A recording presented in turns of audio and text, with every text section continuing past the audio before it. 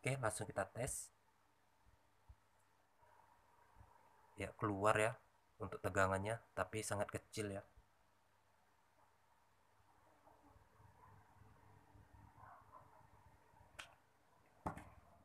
Halo sahabat YouTube semuanya. Assalamualaikum warahmatullahi wabarakatuh. Ya, berjumpa lagi dengan Ricky Wap di sini. Pada kesempatan video kali ini, seperti janji aku yang kemarin tentang bagaimana cara melilit trafo OSJ untuk SMPS SOS yang kita miliki. Ya, untuk bahan-bahannya adalah seperti ini. Ini adalah kawat email. Ini saya dapatkan dari trafo driver TR horizontal pada mesin TV ya. Ini sangat halus sekali.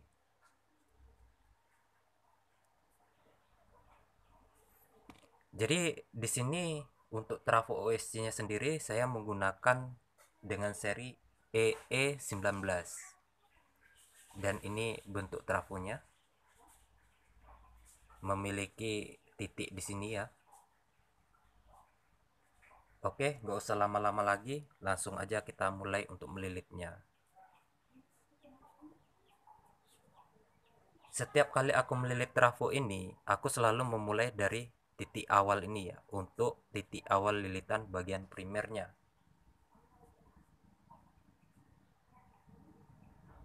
Jadi aku lilit. Untuk trafo OSC ini aku lilit sebanyak 500 ya. Tapi karena ini menyangkut durasi, jadi aku lilit sekitar 300-an ya, 300-an lilit ya. Nanti akan kita bandingkan dengan trafo yang ini ya. Ini yang sudah saya lilit. Untuk trafo ini sendiri mendapatkan frekuensi 71 atau 72 kHz ya. Yang ini. Dan akan kuletak di sini. Oke. Karena ini tutorial cara melilit, jadi aku melilitnya secara acak ya. Maksudnya melilitnya itu tidak rapi ya. Tapi bagi sobat-sobat semua, jika ingin melilit trafo OSC ini, usahakan lilitannya itu serapi mungkin ya. Karena semakin rapi lilitan atau semakin rapat lilitan itu, maka induksinya akan lebih bagus. Oke, kita mulai untuk melilit ya.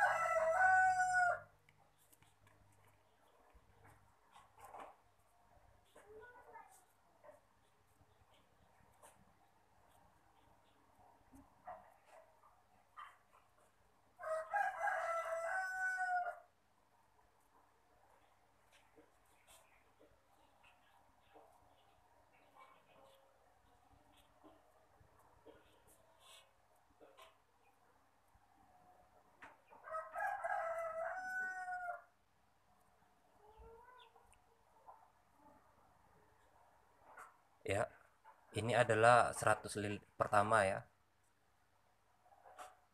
yang sudah saya dapatkan.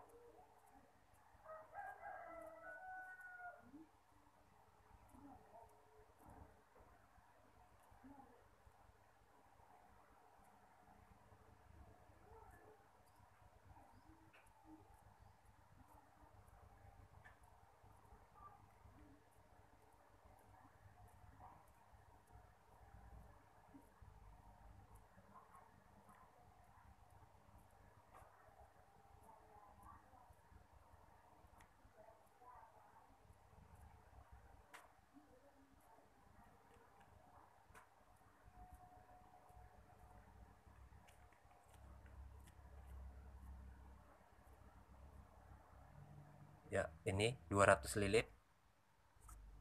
Oke, lanjut lagi.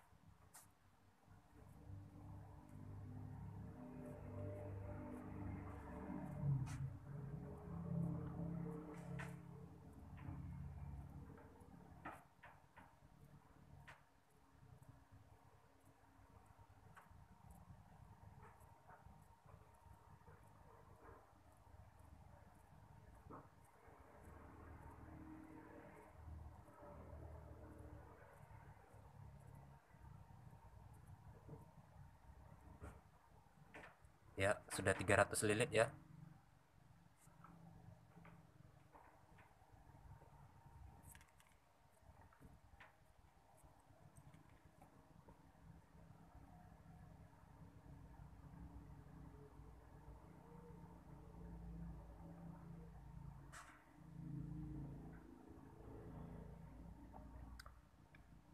Ya, untuk lilitan ini didapat sebanyak 317 lilit ya.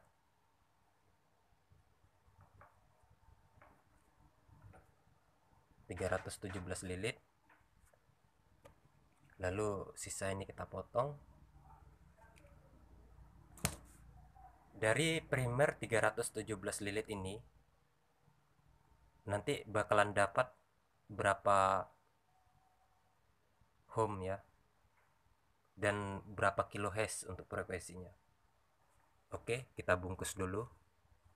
Kita isolasi dulu ya. Oh ya, buat sobat-sobat semua, jika memiliki isolasi yang plastik itu, yang khusus untuk trafo ya, lebih bagus gunakan itu ya. Berhubung aku nggak punya, jadi aku gunakan isolasi kertas ya.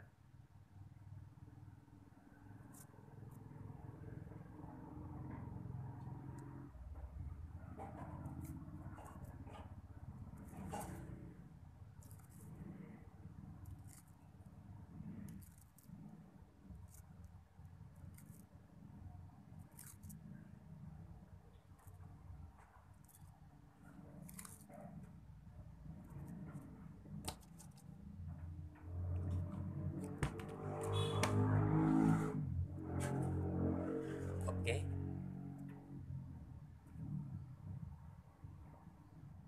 Oh ya, untuk lilitan sekunder yang pertama itu tidak perlu banyak-banyak untuk lilitannya ya. Cukup 20 lilit saja itu udah bisa ya. Dan untuk kawat tembaganya usahakan lebih besar dari lilitan primer tadi ya. Ini aku pakai yang bekas trafo mesin TV ya, yang 21 inci untuk bagian primernya ya. Kemungkinan sekitar 0,30 mili ini ya besarannya. Oke, kita masih beracuan pada titik ini ya untuk awal lilitan primer tadi. Dan untuk awal lilitan sekunder pertama kita mulai dari tengah ya.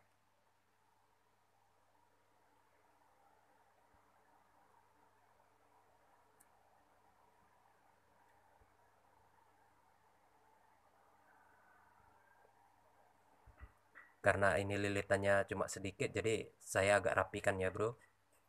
Kita buat 20 lilit ya.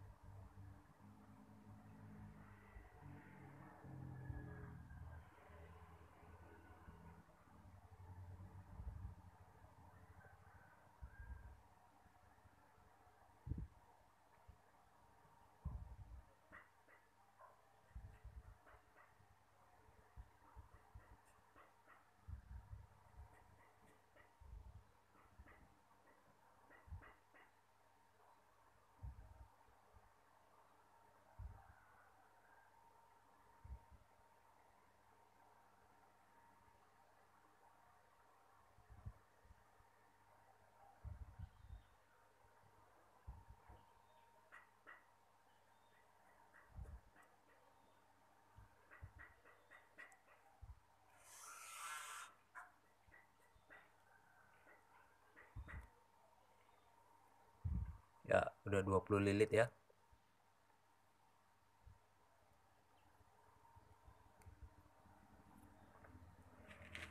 Langsung saja kita potong di sini dan kita isolasi lagi.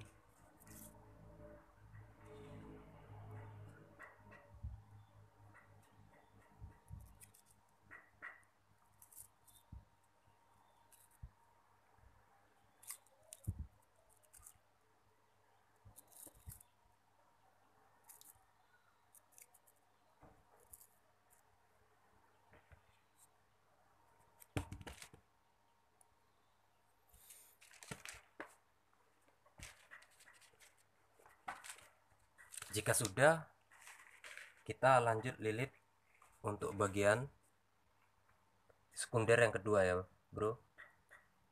Jadi jika tadi kita beracuan pada titik yang ini, dan untuk pin awalnya ini dan ini, maka untuk sekunder kedua wajib kita putar ya. Kita putar begini. Kita mulai dari awal sini ya untuk lilitannya.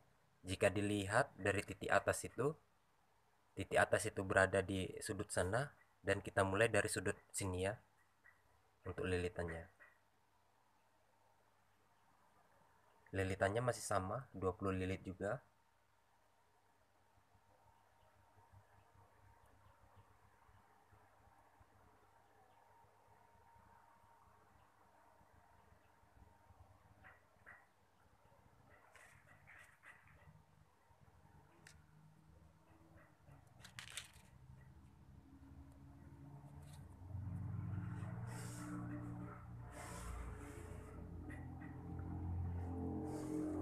Ya, sudah 20 lilit.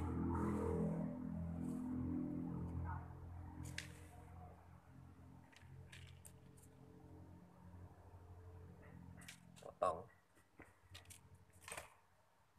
Sebelum kita solder, ininya kita kerok dulu ya, supaya nanti saat penyolderan timahnya itu nempel dengan sempurna ya bro.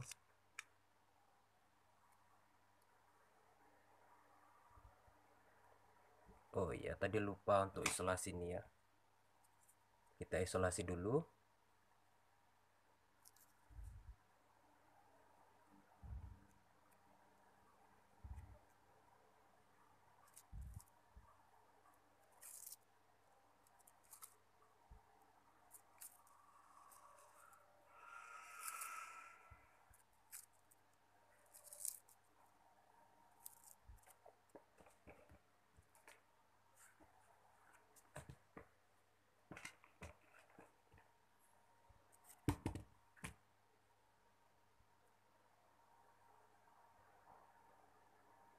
Ya, kita kerok bagian ini.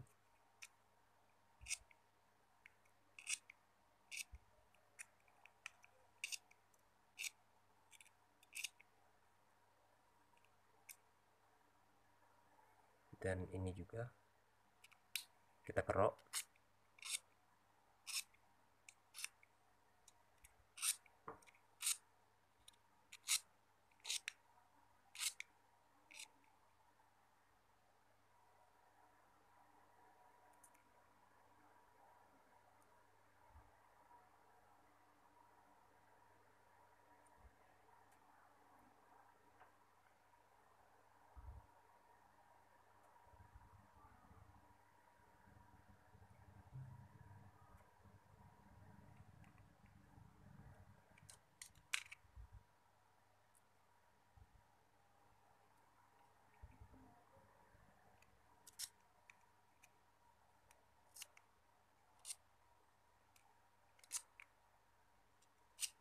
Ngeroknya itu sekedar aja ya bro, jangan terlalu kuat ya, nanti putus dia.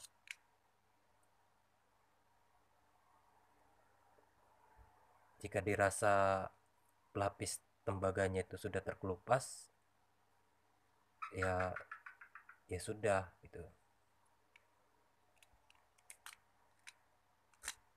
supaya mempermudah untuk penyolderan nanti.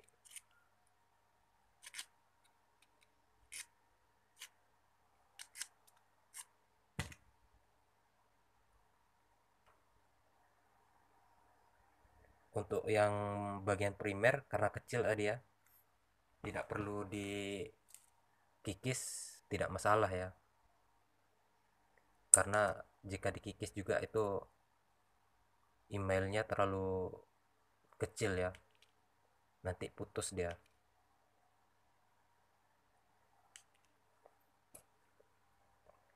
Oke, kita akan solder.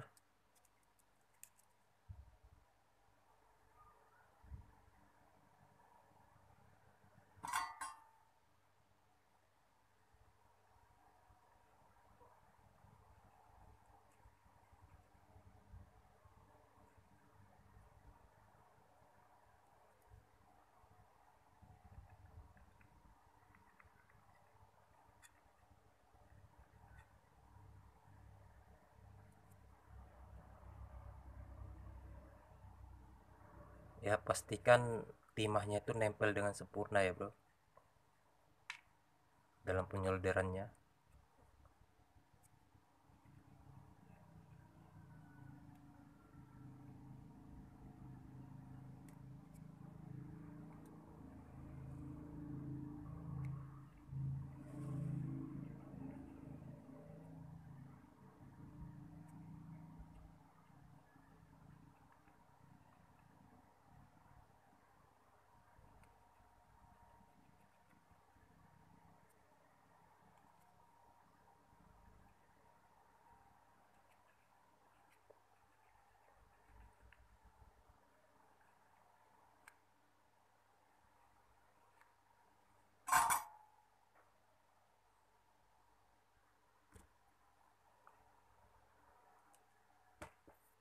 Oke sudah,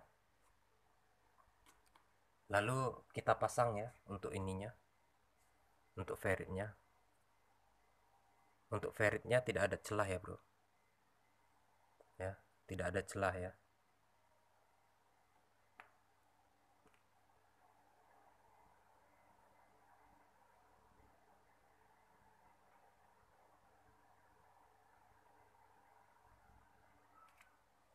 Kita pasang lalu kita isolasi lagi.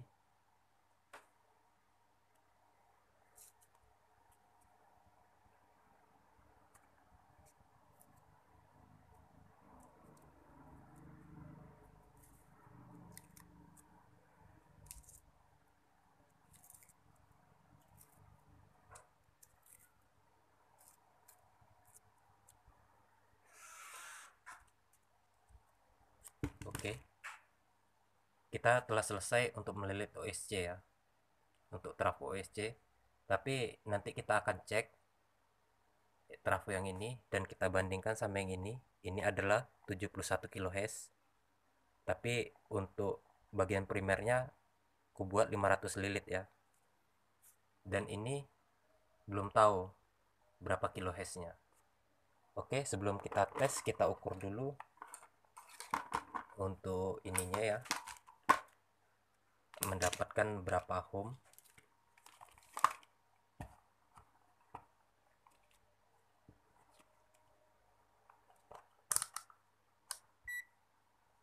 Kita gunakan buzzer ya, skala buzzer,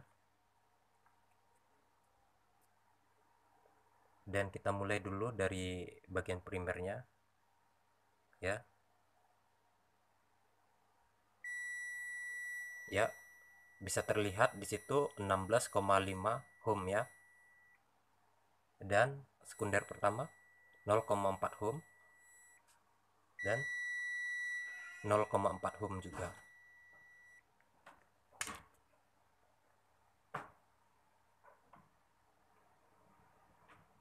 Oke, jadi dari ukuran tadi bisa menjadi acuan ya buat sobat-sobat semua ya, jika menggunakan koker yang lain ya.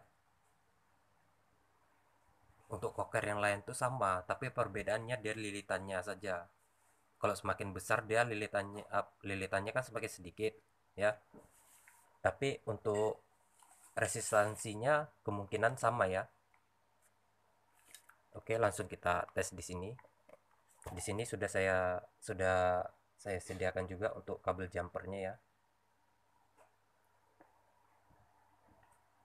Lalu kita pasang posisi begini ya, kita pasang begini supaya tidak salah ya,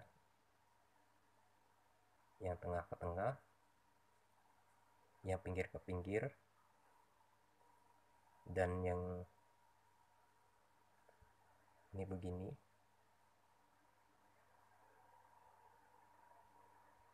Ini sebelah sini, dan ini sebelah sini. Sebelum dites, pastikan dulu ya untuk arah jalurnya sudah pas ya. Jika dirasa sudah oke, lalu kita tes ya, langsung colok PLN ya, dan kita arahkan di sini skala volt. Lalu kita ukur untuk ini, untuk outputnya, apakah sudah keluar tegangan atau belum. Jika belum keluar tegangan, berarti OSC nya belum bekerja ya, menandakan MOSFET pun tidak bekerja. Oke, langsung kita tes.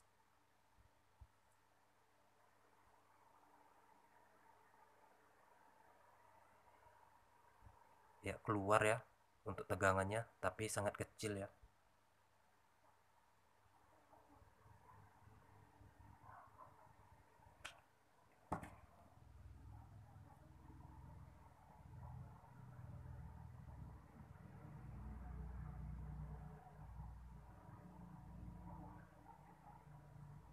Oh, ternyata ini terbalik bro, untuk kabel ininya terbalik ya, pantas saja tidak keluar tegangannya. Ini terbalik ya bro, salah arah tadi, harusnya dia seperti ini.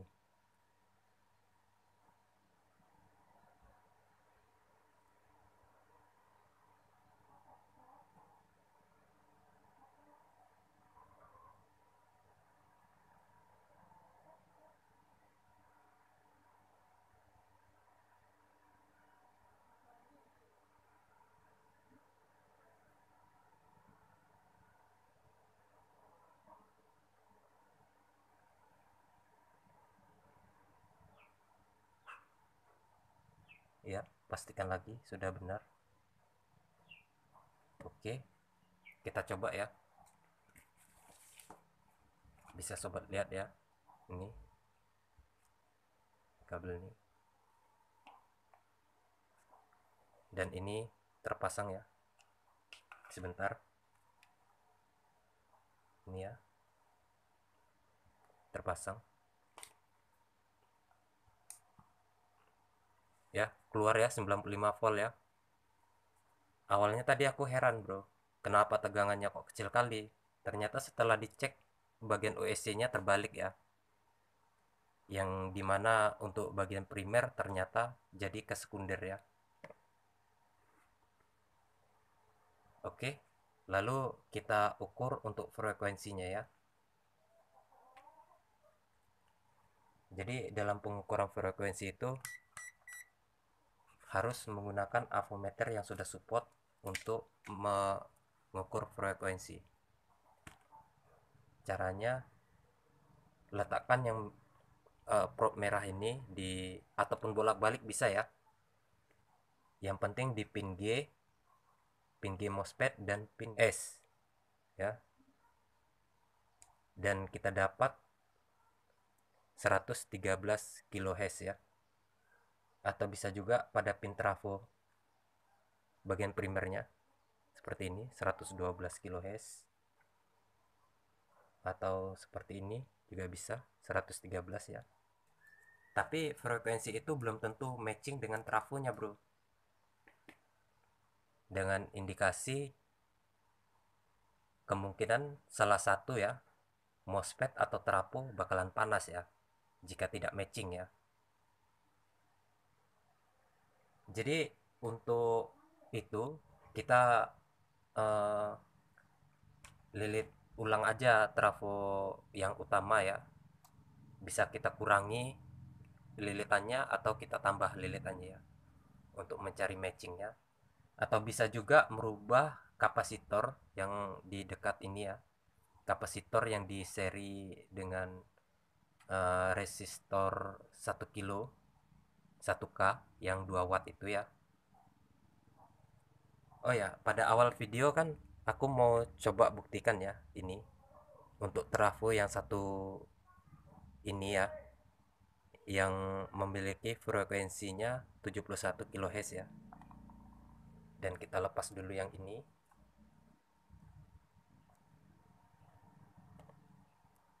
Ini tadi 113 kHz ya. Aku letak di sini ya. Dan ambil yang ini. Ini sama, E19 juga ya. Ambil dari trafo switching dari SMS receiver ya, atau DVD ya. Ini trafonya. Lalu kita pasang, lihat arahnya, tandanya ya. Aku selalu menandakannya untuk bagian primer adalah titik ini ya.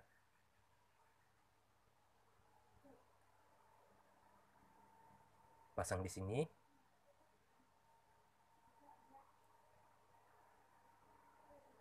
Dan pinggir ke pinggir. Ya, pastikan lagi apa sudah benar. Ya, sudah ya. Lalu ini ke sini.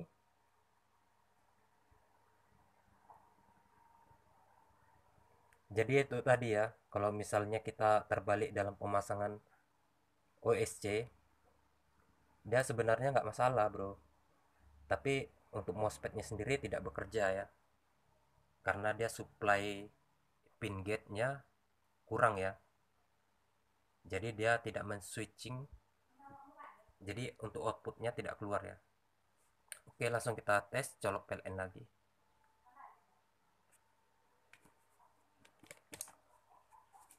Lalu kita ukur untuk frekuensinya.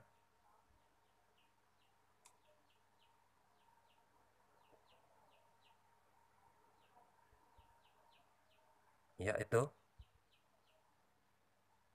ternyata 68 kHz ya bro. Dan sebelahnya lagi ya sama. Dan pada pin trafo, pin primer ya, ya sama ya. Dan untuk outputnya keluar berapa?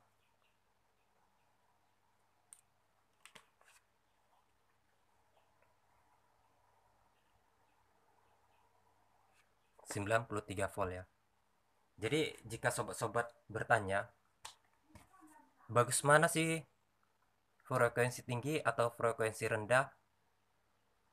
Kalau menurut aku ya, jika trafo itu bisa matching di frekuensi tinggi, lebih bagus gunakan frekuensi tinggi ya.